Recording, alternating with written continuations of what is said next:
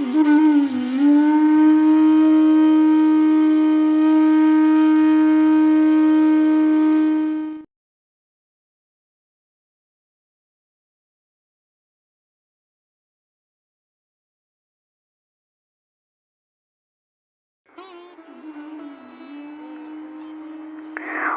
શંકા કરવામાં આવે કે દેહ અને ઇન્દ્રિયો તો કાળના પ્રવાહને આધીન છે, સમય જતા તે શિથિલ થાય છે.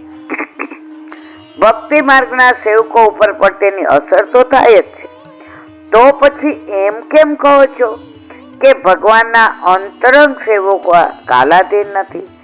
એના સમાધાનમાં કહેજો. ઘણા એવું કે ને કે તમે જો ઠાકોરજીના અંગમાંથી પ્રગટ થયા છો તો તમે કેમ ઘરડા થાવ છો? તમારી ઇન્દ્રિયો કેમ શિથિલ થઈ જાય છે? તમે કેમ છેલ્લે આમ ઢળી પડો છો? એનો જવાબ સમાધાનમાં કહે છે કે ભગવાનના અંતરંગ સેવકો કાલને નહીં પણ પુરુષોત્તમની આજ્ઞાને આધીન છે એમ કહેવાય છે. તેમને કાળ કંઈ કરી શકતો નથી. માટે કોવિદ ડાયા માણસોએ ભગવાન પોતાનો હાથ પકડે તેની ઉપર ભગવાનનો હુકમ ચાલે, કાળનો નહીં. દુઃખ એવ હેતુ પ્રયતેત, તે માટે પ્રયત્ન કરવો જોઈએ. મૂર્ખાઓને જોઈને તેમનું અનુકરણ કરીને અહીં તહીં ભટકવું જોઈએ નહીં. મૂર્ખાઓનો તમને સંગ લાગી જાય, તમને બધે રખડાવે, ભટકાવે, તમે તમારું છોડી દો મૂળ, પછી તમારું કોઈ રહે નહીં. જે બધાય નો થાય ને કોઈનો ન હોય, એક ના થઈને રહેવું. મૂર્ખાઓને જોઈને તેમનું અનુકરણ કરીને અહીં તહીં ભટકવું જોઈએ નહીં. અહીં શંકા થાય કે આના માટે વિધિ કઈ? આ પ્રયત્ન કરવાના પગથિયા કયા? આ પ્રયત્ન કેવી રીતે કરવો? જેમ વેદમાં સંધ્યા કરવાની વિધિ બતાવી છે. વેદ માર્ગી હોય 3 ટાઈમ સંધ્યા કરે ને કરે. એવી રીતે ભક્તિ માર્ગમાં ભજન કરવાની વિધિ કઈ? કારણ કે ભજન કરવાથી તો ભગવાનની પ્રાપ્તિ થાય જ છે. જ્યારે વિધિ તો લક્ષ્યની પ્રાપ્તિ ન થાય ત્યારે કરવાની હોય છે. વળી લૌકિકમાં અને વેદોમાં જ સિદ્ધ થયેલી હોય તેને વિધિ કહેવામાં આવે. જો આપણે શું કહીએ, યજ્ઞમાં વિધિ કહીએ. આ વ્રતની વિધિ કેવી રીતે? પેલું પયોવ્રત ને આ બધા તો વિધિ હોય ને, વેદ વિધિત હોય.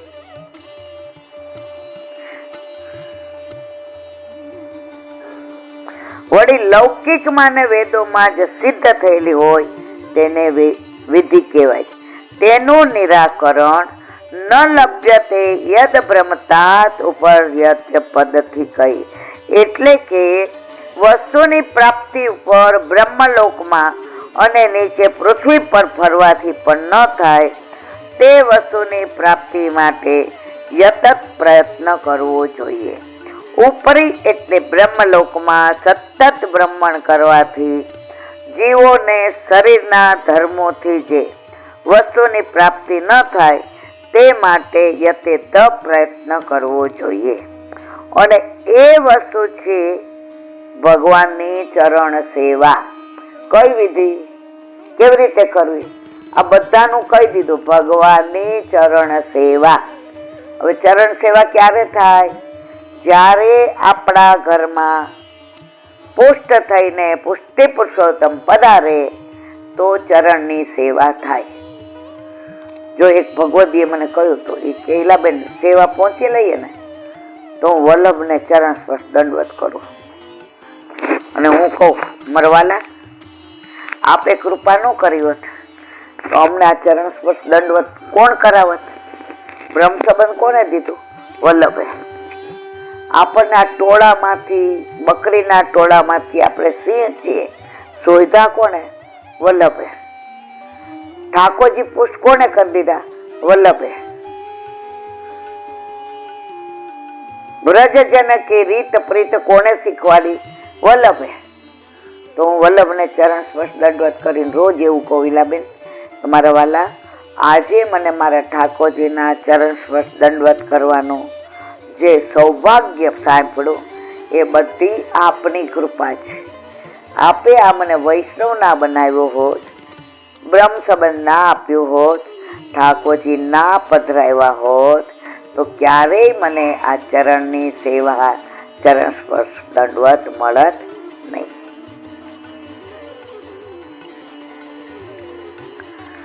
અને એ વસ્તુ છે ભગવાનના ચરણની સેવા. તેની પ્રાપ્તિ માટે ભક્તિ માર્ગનું અનુસરણ અને ભગવાનનું ભજન એ જ વિધિ છે. આપણે બીજી કોઈ વિધિ જ નથી. મર્યાદામાં તમે યજ્ઞ કરો એટલે આટલા જવું જોઈએ ને, આટલા થવું જોઈએ ને, આટલું ઘી જોઈએ ને, આટલા આ સોપારી જોઈએ ને, આટલા વસ્ત્ર જોઈએ ને, આટલા નિવેદ જોઈએ ને.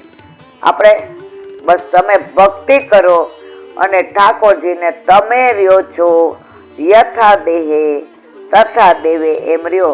તમારે એક્સ્ટ્રા કાંઈ કરવાની જરૂર નથી. ખાલી આટલું કરશો તો બાકી બધું પ્રભુ મેળાય કરી લેશે. યોગક્ષેમની જવાબદારી આ બધું આપણે કરવું જ નથી પડતું. આ તો અવાંતર ફળ છે. અવાંતર એટલે વચગાળાનું. અહીંયા વારંવાર મેં દાખલો આપીને સમજાવ્યો છે.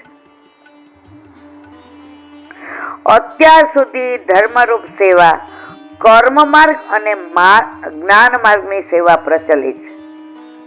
એવા યજ્ઞો કરવાના, જ્ઞાનીઓ જપ કરે ને તપ કરે ને બેસી જાય ને રાફડા થઈ જાય ત્યાં સુધી નામ સ્મરણ કરે રાખે.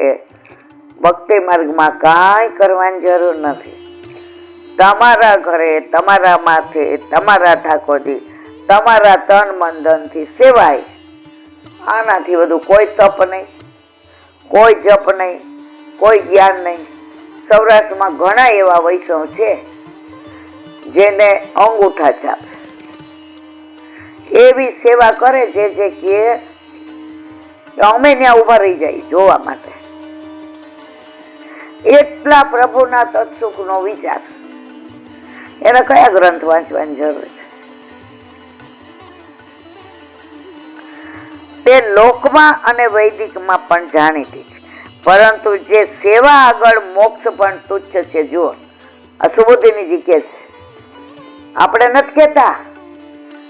સેવા જે ઘરે થતી હોય ઠાકોરજીની, એની પાસે મોક્ષ તુચ્છ છે. મુક્તિ માર્ગીને આપજે તો મુક્તિ રે. અમે તો રાજના ખાસા ખવાસ, રબડી થકી નવ રીજે, અમે તો સાચા ઘીના ખવૈયા. એ રાબડી બાબડી આપી દે, અમે તો મોઢામાં ઘરે નહીં. અમને તો એક ચકાચક ખીર ને દૂધ પાક ને જાળી વાળો ને, અમારે તો આ જોઈએ.